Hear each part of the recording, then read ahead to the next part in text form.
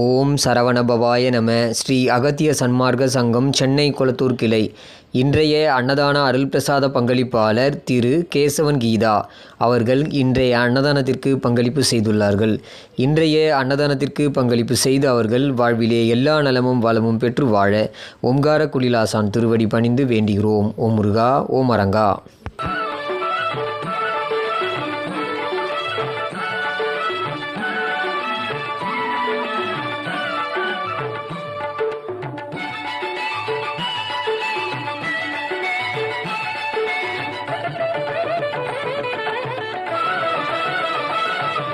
திருச்செந்தூரின் கடலோரத்தில் செந்தில் நாடன் அரசாங்கம்,